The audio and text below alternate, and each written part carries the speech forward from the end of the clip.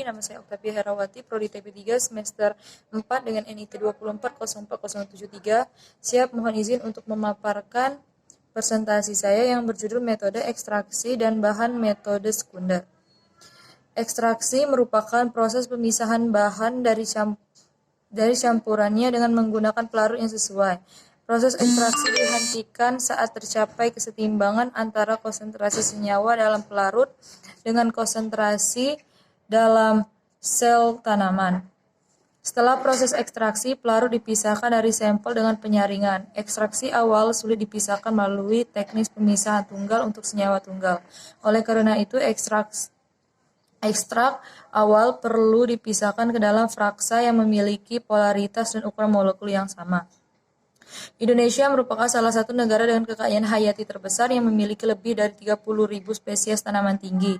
Telah diketahui khasiatnya namun kurang dari 300 tanaman yang digunakan sebagai bahan baku industri farmasi secara reguler. Salah satu metode yang digunakan untuk penemuan obat tradisional adalah metode ekstraksi. Sebelum memilih suatu metode perlu ditentukan terlebih dahulu. Yang pertama, senyawa bioaktif yang tidak diketahui. Yang kedua, senyawa yang diketahui ada pada suatu organisme. Yang ketiga, sekelompok senyawa dalam suatu organisme yang berhubungan secara struktural. Jenis metode ekstraksi. Maserasi. Metode sederhana yang paling sering digunakan. Ultrasound. Metode maserasi yang dimodifikasi dengan menggunakan bantuan ultrasound. Pelkurasi. Serbuk sampel dibasahi secara perlahan dalam sebuah perkolator. Sohlet. Dilakukan dengan menempatkan serbuk dalam sarung salulosa. Reflux dan destilasi uap. Sampel dimasukkan ke dalam semua pelarut ke dalam labu yang dihubungkan dalam kondensor. Metabolit. Metabolit ditemukan dalam bentuk yang unik atau berbeda-beda antar spesiesnya satu dan lainnya.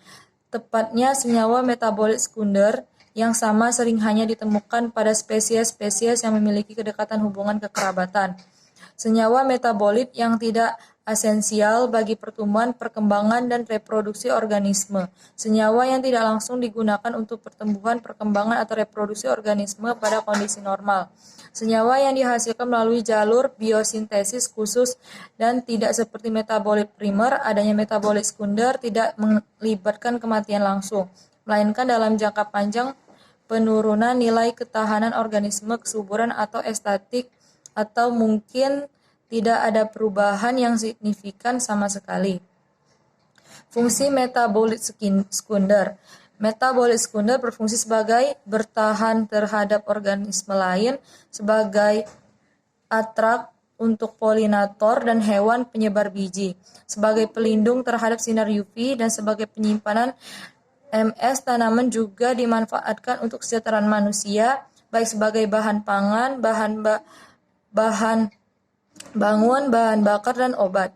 Begitu pula metabolit sekunder banyak dimanfaatkan di berbagai bidang, terutama bidang pangan, kesehatan, lingkungan, dan pertanian. Dalam kemajuan teknologi, produksi metabolit sekunder tidak hanya dilakukan secara konvensional, tetapi juga melibatkan rekayasa genetika dan kultur jaringan. Berikut senyawa metabolit sekunder diklasifikasikan menjadi 3 kelompok, yaitu terpenoid, yang kedua fenolik, dan yang ketiga senyawa yang mengandung nitrogen. Siap, terima kasih. Wassalamualaikum warahmatullahi wabarakatuh.